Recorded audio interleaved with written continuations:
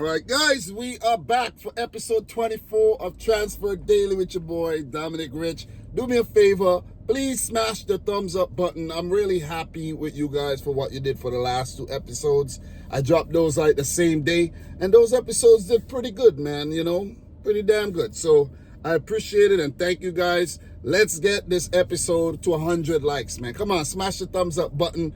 Do it for the consistency. Do it for the information I'm dropping for you, okay? Because I'm pretty sure some of y'all, don't know what's going on in terms of transfers. And because you watch my videos, you're like, oh, wow, I didn't even know that was going to happen. You know what I'm saying? Anyways, guys, let's get into today's episode, man. So former Man City youngster James Trafford, he's a goalkeeper. He currently plays for Burnley. And it's said that Newcastle United are in negotiations for the young, talented goalkeeper.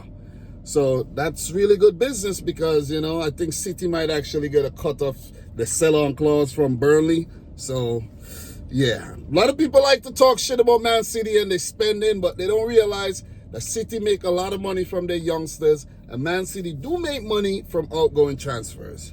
But that's not the topic here. We're talking transfers. We're covering all the teams that's in the rumor mill and who are doing business in the current summer transfer window. Mohamed Konate, the former Juventus and Everton man. Not Juventus, but reports claim that Man United are interested in the striker who has a €52 million release clause that's valid from July 1st to July 15th. He scored 19 goals last season for Fiorentina. Let me say this, man. Mohamed Konate would be a jackass to leave Fiorentina, where he's finally found some form again, and go to United, where he could possibly flop. Because while he was at Juventus as a youngster, really talented, raw, fresh, he was scoring some clutch goals. Everton paid some big money for Ken, and it didn't really work out for him. He went back to Juventus, I think, on a loan, and then Everton. He's been all over the place. I can't even keep track of what Mohamed Konate has done. Seriously, I think he even ended up at PSG, if I'm not mistaken, one time. Yeah, I think he did end up at PSG. So the fact that you find your home in Fiorentina, why are you going to try to move? I could understand if teams are coming in for you. Say no. You know what I mean? And Fiorentina should say no too. But then again, these teams aren't going to say no. They want to cash in. They want the 52 million. You see? And that's where the whole game be effed up, man. Seriously. So up next, guys, we have Rasmus Hojlund. He did come from the Danish league, I think, to Atalanta. I remember when we used to discuss Rasmus Hojlund. Me and a subscriber of mine, we used to talk about, talented players around the leagues. And he said, hey, man, you got to keep your eye on this guy, Rasmus Hojlund. Bam, he was right. Hojlund got a big move to Atalanta. Didn't score a ton load of goals, but showed a lot of promise. United went in for him. He basically flopped. They paid a lot of money. He flopped, and they want to get rid of him. So it's been said, according to Gazzetta dello Sport, that Napoli have joined Inter Milan in the race to sign the want-away Manchester United striker. And when I say want-away, I don't mean the player wants to leave. United wants to get rid of the player. They want to cash in, Yeah. Also, Christopher Nkunku, the Chelsea striker, have been linked to the move to Manchester United.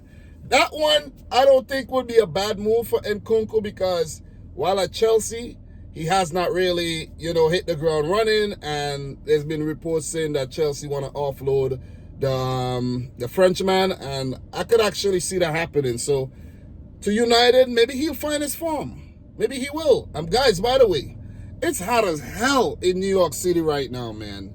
What's the weather like where you're at? I know if you're watching from Jamaica, nice and sunny, nice cool breeze, or anywhere else in the West Indies, where are you watching from, guys? Because in New York, man, it's like an inferno over here.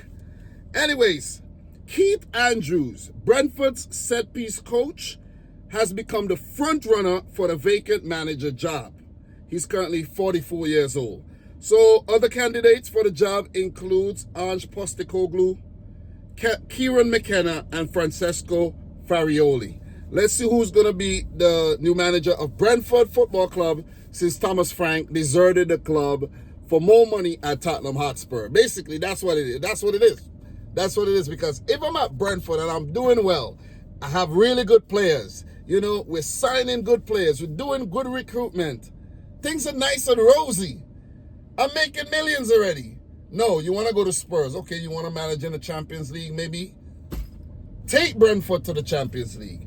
I don't know, man. Listen, this is what I'm predicting. Thomas Frank's going to get sacked eventually.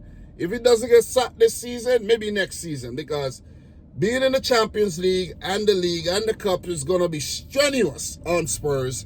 And, you know, being a new manager at the club, never managed in the Champions League before, from what I could recall. And then, listen, I understand. You're coming from the Championship Premier League, or maybe from Denmark, Championship Premier League. Now you're in the Champions League, you're in the big boys, you know, league. I understand. But this could prove detrimental for Thomas Frank's career, and it could prove detrimental for Brentford. Because I think Brentford could be a relegation candidate next season. I think so. Especially if they're going to appoint a guy like Keith Andrews. Don't get me wrong, I don't know anything about Keith. But what I know is he might not be able to keep him up next season. So up next, guys, we have New York Jets owners Woody Johnson has agreed on £190 million. Let me get the currency right. £190 million deal to buy a 43% stake in Crystal Palace from American businessman John Textor. He had to sell because UEFA won't allow Palace to play in the Europa League since they won the what did they win? The FA Cup? Yeah, the FA Cup. They won the FA Cup, qualified for the Europa League, but UEFA won't allow them to play in the Europa League because of John Textor's majority stake in Olympique Lyon, and according to multi-club rules, that can't happen. That really can't happen. So he was forced to cash in on his stake in Crystal Palace, so to allow the London club to go on and play in the Europa League. I think this will be the first time they participated in Europe, at least for very long, at least what I know. So up next, guys, we have Millis Kirk and his family have traveled to Merseyside, that's up in Liverpool, and him and his family, well, that's his dad, who's probably, I don't know if his dad is his agent, but that's who's been, you know, in the news about him, and Kirk has only listened to Liverpool and so on and so forth. They traveled to Merseyside. They want a private jet. They traveled up to Liverpool. The medical is scheduled for tomorrow, and Millis Kirk is going to be a Liverpool player this week. So congratulations on the Hungarian player on his massive move over to the Merseyside, the red side of Merseyside. So guys, we have more news. Big up to all the Liverpool fans in here right now, man. Guys, if you are a Liverpool fan and you're dropping and you're watching this right now, drop a red dot. Drop one of them red dots in the comment section, man. Drop the red dot, okay? Let me know you're a Liverpool fan. Harvey Elliott, Liverpool midfielder Harvey Elliott has been linked with a move to Brighton and Hove Albion. It said that let me make sure I get this right. I think Brighton are interested in the player. I can't recall per se if they did put in a bid, but it's said to be £40 million for Harvey Elliott. And he's seeking more regular game time. His numbers weren't so good last season, guys, but he had limited time on the field. And these are Harvey Elliott's numbers last season. Premier League, 18 appearances, 1 goal, 2 assists. He was in the starting 11 only 5% of the time. And goal participation, 3%. So, Champions League, much better numbers, 5 appearances, 3 goals. Starting 11, 10% of the time. FA Cup, 2 appearances. He started those games in the FA Cup, and in the EFL Cup, he played 3 matches, scored 1 goal, picked up 1 assist in the starting 11, 17% of the time.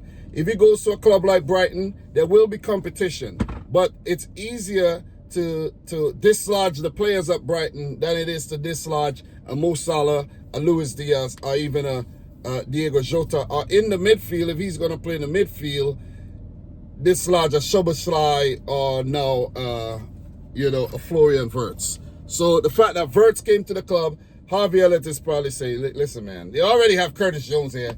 Listen, where am I going to play? Where do I fit in? So Brighton is said to be interested in the player. 30 million euro market evaluation on Transfermarkt, but I think the price is 40 million pounds. I think they did put in a bid, if I'm not mistaken. So up next, guys, we have more Liverpool players. Mohamed Konate, and this is according to Matt Hughes, a journalist. He said that Konate has rejected Liverpool's contract renewal offer and is now stalling in negotiations. He is disappointed by the structure of Liverpool's offer, which is heavily based on meeting certain performance targets. His contract expires in 2026, and this means that Real Madrid are poised to sign him on a free next summer. Yeah, so Konate basically said, listen, man, instead of you guys just giving me the contract, giving me what I want, you're telling me I have to meet this, I have to meet that, I have to do this, I have to do that, I have to bend over backwards just to get what I want? Screw y'all, man, I enjoy my time here, but guess where I'm going next season? At the Bernabeu, baby. See you in the Champions League. So, yeah, I think he is joining Real Madrid, though. When Real Madrid call, you don't say no. You don't do it like Miles Lewis Skelly. You say yes, and you go and you play some football and win some things. More Liverpool. Nat Phillips, according to James Pearce, is said to be having a medical at West Bromwich Albion, and is set to join on a permanent deal, no loan or anything, and Liverpool might receive a nominal fee for the player, which is currently undisclosed at the moment.